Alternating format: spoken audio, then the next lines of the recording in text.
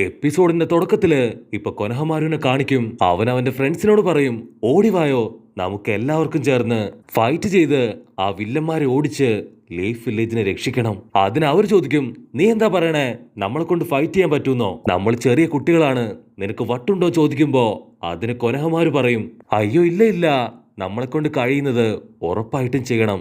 Already big brother Naruto അവൻ ഗ്രാമത്തിലില്ല.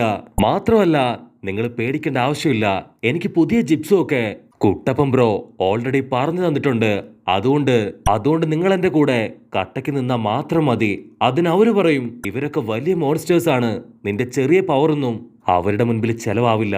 അപ്പൊ അവൻ പതിയെ ഇപ്പൊ ഒരു ഫ്ലാഷ് ബാക്കിലേക്ക് പോവും. ഫ്ലാഷ് ബാക്കിൽ കുട്ടപ്പൻ പറയും, ഞാനിന്ന് നിനക്കൊരു പുതിയ ജിപ്സു പഠിപ്പിച്ചു തരാൻ പോവാണ്. അത് കേട്ട് കൊനഹമാരു അവൻ ഹാപ്പി ആയിട്ട് തുള്ളിച്ചാടും. അവിടുന്ന് അങ്ങനെ ബ്ലാക്ക് ഔട്ട് ചെയ്താ ഇപ്പൊ അവൻ പറയും, എനിക്കെന്ന് കുട്ടപ്പൻ പഠിപ്പിച്ചു തന്നത് എയർ റാങ്ക് ജിപ്സു ആണ്, അതുപയോഗിച്ച് തീർച്ചയായിട്ടും ഇവരുമായിട്ട് ഫൈറ്റ് ഇടാൻ കഴിയും. അതിനവന്റെ ഫ്രണ്ട്സ് പറയും, ഞങ്ങൾക്കതിൽ വിശ്വാസമില്ല, ഇത് വേസ്റ്റ് ആണ്, നമുക്ക് എത്രയും പെട്ടെന്ന് അപകടത്തിൽപ്പെട്ട് പരിക്ക് പറ്റിയവരെ അവരെ രക്ഷിക്കാം. ഷിക്കം ഒരു സെൻസായി പറഞ്ഞത് നീ ഇത്ര പെട്ടെന്ന് മറന്നുപോയോ? എന്തെങ്കിലും ഒരു അപകടം ഉണ്ടായ കുഞ്ഞുങ്ങളെയും സ്ത്രീകളെയും ബ്ലോക്ക് സിയിലേക്ക് മാറ്റാനാണ് മാസ്റ്റർ നമ്മളെ ഏൽപ്പിച്ചിരിക്കുന്നത്. നീ കെയർഫുൾ ആയിട്ടിരിക്കണം, ഞങ്ങൾ അതിനുവേണ്ടി പുറപ്പെടുകയാണെന്ന് പറഞ്ഞ് അവന്റെ ഫ്രണ്ട്സ് ഇപ്പൊ ഓരോരുത്തരായിട്ട് രക്ഷിക്കാനായി ഗ്രാമത്തിലേക്ക് പോവും. കൊനഹമാര് ചുറ്റും നോക്കി ആ ബിൽഡിങ്ങുകൾക്കിടയിലൂടെ മുൻപോട്ട് ഓടുകയാണ്. അപ്പൊ അതിന്റെ ഇടയിലായിട്ട് ഒരു ഗ്രാൻഡ്മ ഒരുപാട് പരുക്ക് പറ്റി കിടക്കുന്നത് അവൻ കാണും. അവൻ ഓടിച്ചെന്ന് ഇപ്പൊ ഗ്രാൻഡ്മയ്ക്ക് ട്രീറ്റ്മെന്റ് കൊടുക്കാൻ തുടങ്ങും. കട്ട് ചെയ്ത ഇവിടെ കുട്ടപ്പൻ അവനിപ്പോ സ്പീഡിൽ ഓടി ആ ഒരു സേഗ് ജിപ്സു അത് പ്രാക്ടീസ് ചെയ്യാണ്. അത് കണ്ട് തവള പറയും, നീ എന്താ ചെയ്യണേ, ഓടിക്കൊണ്ടൊന്നും ഒരിക്കലും സേഗ് ജിപ്സു അതിനെ അബ്സോർബ് ചെയ്യാൻ കഴിയില്ല. അതിന് കുട്ടപ്പൻ പറയും, നിന്റെ ബോഡിയിലുള്ള ഈ ഒരു കോഡ് അത് എന്നെ വിശ്വസിച്ചാണ് മാമൻ എഴുതിയത്.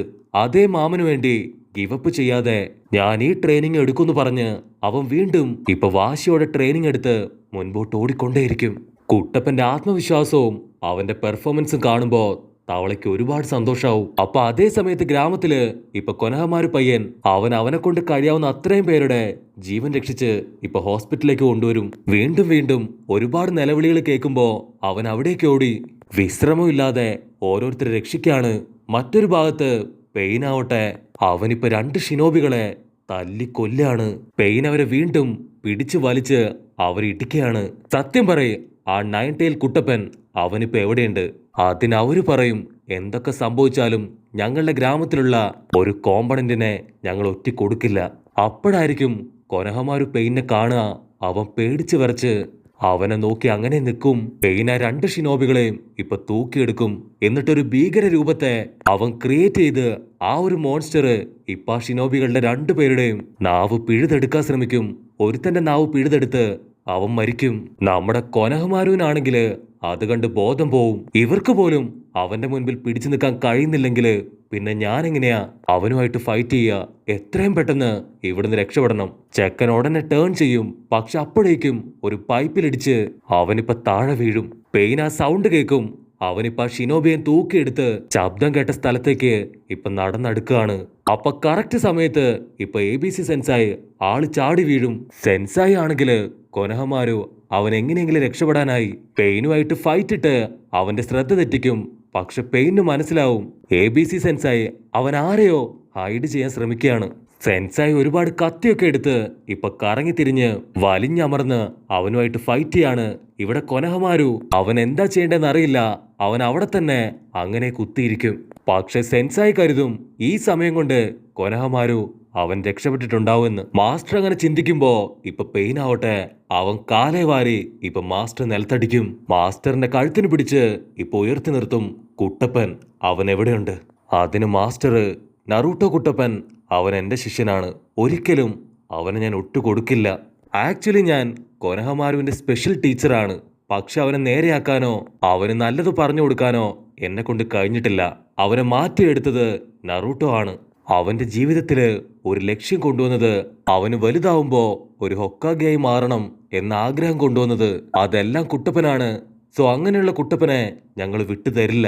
അതിന് പെയിൻ പറയും, നീ ഇപ്പൊ തന്നെ ഒരുപാട് സംസാരിച്ചു, ഇനിയും കൂടുതൽ ആവശ്യമില്ലാതെ സംസാരിച്ച നിന്റെ നാവ് തന്നെ ഞാൻ പിഴുതെടുക്കും. അവസാനമായിട്ട് ഒരേ ഒരു ചാൻസ്, നറൂട്ടോ അവൻ എവിടെയുണ്ട്? അതിന് സെൻസായി തറപ്പിച്ചു പറയും, എന്റെ ജീവൻ പോയാലും കുട്ടപ്പനെ ഞാൻ ഒറ്റ കൊടുക്കില്ല. മാസ്റ്ററിന്റെ കുട്ടപ്പനോടുള്ള സ്നേഹം കാണുമ്പോ ഇപ്പൊ കൊനഹമാരു അവൻ ഷോക്കാവും. അവൻ വീണ്ടും കുട്ടപ്പനുമായിട്ടുള്ള ഒരു ഫ്ലാഷ് ബാക്കിലേക്ക് പോവും. കൊനഹമാരു കുട്ടപ്പനോട് പറയും, ആർക്കും എന്നെ തീരെ ബഹുമാനമില്ല.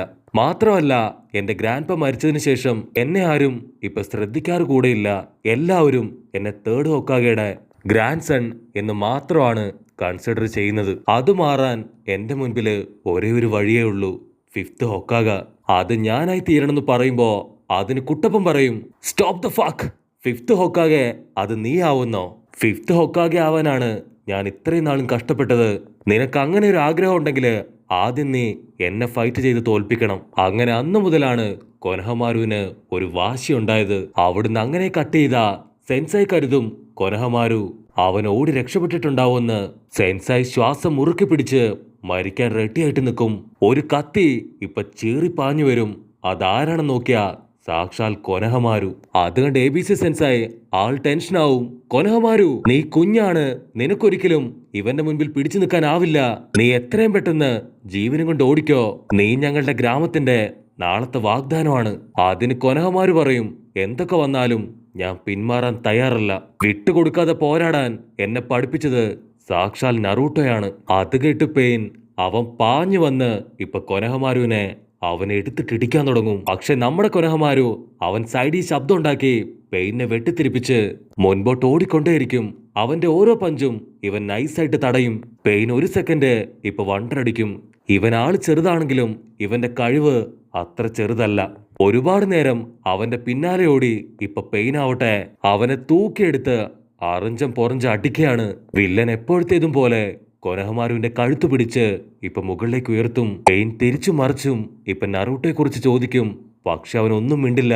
പെയിൻ ശക്തിയായിട്ട് അവന്റെ കഴുത്ത് ഞെരിക്കുമ്പോ കൊനഹമാരുവിന്റെ നാക്ക് അത് പുറത്തേക്ക് തള്ളാൻ തുടങ്ങും. അവന് മനസ്സിലാവും, എന്തെങ്കിലും ഉടനെ ചെയ്തില്ലെങ്കിൽ തീർച്ചയായിട്ടും ഞാനും മരണപ്പെടും. കൊനഹമാരു അവനിപ്പോ പതിയെ ഫ്ലാഷ് ബാക്കിലേക്ക് പോവും.